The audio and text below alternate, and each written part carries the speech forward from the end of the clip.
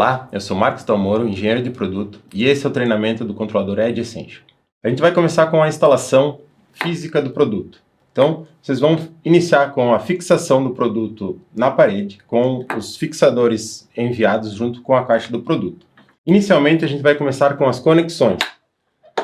A abertura da caixa, vocês vão conseguir localizar os conectores dispostos na parte interna do controlador. Na direita, a gente vai ter as saídas, os relés de saídas, e na esquerda, a gente vai ter as entradas. Especificamente, cada saída possui um borne para conexão, e essa conexão pode vir de diversas fontes, normalmente do painel elétrico. Remova, efetue a conexão e volte à conexão física no local indicado. Cada relé tem sua atribuição e sua função, que posteriormente a gente vai revisar nesse treinamento. Na parte dos sensores, a gente tem as saídas para módulos adicionais, saídas 0 a 10, entradas diversas para sensores, entradas para bateria e saída de 12 volts para outros acessórios. Cada sensor tem sua conexão específica. Em seguida, a gente vai fazer as conexões de cada sensor em cada entrada específica como exemplo para a aplicação local. Para as conexões de saídas, será necessário conexão com o painel elétrico do comum de cada relé. Cada relé dispõe de duas conexões, um comum e um contato normalmente aberto. Cada contato comum deve ser jampeado em sequência com a fase de comando do painel elétrico, ou mesmo cada tensão de controle a ser adicionada. Cada relé será programado posteriormente. Durante a conexão das entradas, certifique-se de que o sensor está ligado corretamente e a sequência de fiação esteja corretamente alocada em cada conector. Iniciaremos então com o sensor de temperatura. O sensor de temperatura ele possui dois cabos de conexão, não importa a sequência de coloração, mas a conexão com cada sensor deve respeitar a conexão de entrada e comum de cada conexão do painel. Vamos fazer a conexão do sensor de temperatura na entrada número 1. Aqui na esquerda vai ter a indicação de cada entrada e cada comum das 16 entradas disponíveis. Não há restrições de entradas e respectivas funcionalidades, então cada sensor pode ser conectado a uma entrada respectiva fisicamente e depois programada na sequência do controlador. Remova o conector desejado e efetue as conexões, sempre certificando cada conexão e aperto dos dispositivos. A exemplo, eu conectei o sensor de temperatura, a ordem dos fios não importa, eu conectei na entrada 1 do controlador. Então, basicamente, eu tenho que retornar ele à posição e pressionar ele aqui, garantindo que tem a conexão desejada. E assim, fisicamente, o sensor de temperatura já está instalado. Partimos então para o sensor de umidade. O sensor de umidade é composto por duas peças, essencialmente um conector com cabo e o sensor, que posteriormente pode ser conectado ao conector. Iniciaremos com a fiação. O sensor de umidade possui cabos de alimentação e sinal. Certifique-se de verificar internamente o sensor a correta conexão dos fios e a coloração indicada para essa conexão.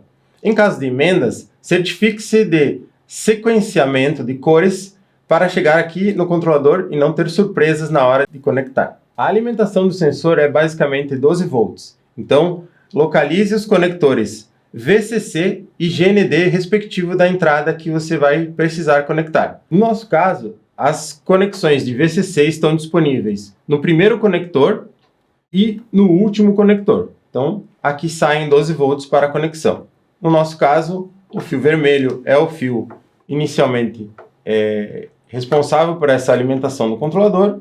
A gente vai conectar aqui. Localize agora a entrada número 2. Eu até vou remover aqui para ficar mais fácil de verificar. Localize a entrada número 2 e o respectivo GND dessa entrada. E agora resta o fio de sinal que vai entrar na entrada número 2, que é especificamente o conector ao centro. Certifique-se de dar o aperto correto nas conexões e assim a gente tem o controlador já com o sensor de umidade conectado. Verifique novamente as conexões, certifique-se que as emendas estão bem apertadas e protegidas e depois efetue a conexão do sensor ao conector. Voltamos aqui com o sensor de temperatura. Agora partiremos para o sensor de pressão estática. No sensor de pressão estática, ele possui as conexões internas. Você deve verificar as conexões, verifique o manual do sensor, conecte as mangueiras de entrada e pressão negativa e referência de acordo com as indicações do manual. Não é necessário revisar as programações do sensor porque ele já vai programado de fábrica. Com as conexões do sensor finalizadas, utilize os cabos e certifique-se que, se houver emendas durante o processo, que essas cores correspondam aos cabos desejados para a aplicação do sensor. O sensor, então, possui a conexão do positivo com o VCC. Vou localizar aqui um VCC disponível na placa, pode ser o segundo pino aqui, ou pode-se utilizar o conector aqui abaixo, se caso ficar muitos cabos na mesma posição. E para a entrada do sensor, a gente vai utilizar a entrada número 3. Localizamos a entrada 3 na régua de Bornes e conectamos o sensor para seguir com a configuração do produto. E assim, o sensor de pressão estática já está instalado e depois a gente vai configurar no programa do controlador. Partiremos agora para o sensor de CO2. No sensor de CO2, certifique-se de localizar as informações de conexões e os cabos de alimentação e sinal do respectivo sensor. Existem vários modelos de sensores e cada um possui a sua indicação de correta ligação. No nosso caso, a gente vai iniciar com a alimentação do sensor. A alimentação do sensor ela ocorre nos cabos marrom e azul, sendo marrom o positivo e azul o negativo. Realize as conexões de forma a utilizar corretamente os conectores e as entradas que facilitem as conexões. Então, nesse caso, eu vou utilizar o borne de alimentação disponível aqui embaixo para alimentar o nosso sensor. Vou conectar aqui ao positivo. Lembrando, pessoal, VCC é a alimentação, 12 volts é a saída do dispositivo. Ela pode ficar um pouquinho mais alta, dependendo da tensão de entrada ou das condições de conexões da bateria. O negativo vai ser o GND da respectiva entrada que você vai conectar ao sensor. Então, localize o GND disponível ou um mais próximo para fazer a conexão desse sensor. Para a conexão do GND, vamos utilizar um borne que já tem uma conexão existente, pois compartilha do mesmo GND para a entrada. Tanto faz, pessoal, pode conectar em qualquer GND disponível. Aqui, para fins de treinamento, eu vou conectar no mesmo conector. Ok? Certifique-se do aperto das conexões. Se tiver emenda nos cabos também, verifique a coloração indicada depois da emenda. Proteja as emendas da umidade, como indicado em manual. Na saída do sensor de CO2, a gente tem dois sinais disponíveis. Saídas 0 a 10 através do fio branco e saída 0 a 5 volts através do fio preto.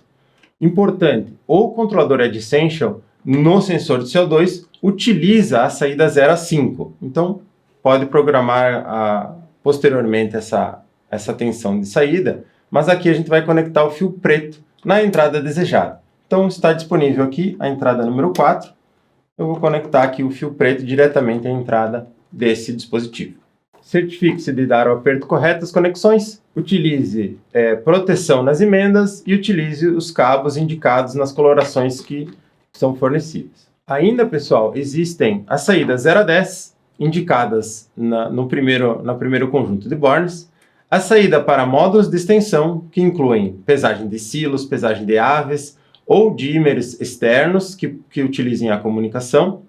Conecte a bateria nos bornes positivo e negativo, como indicado na placa.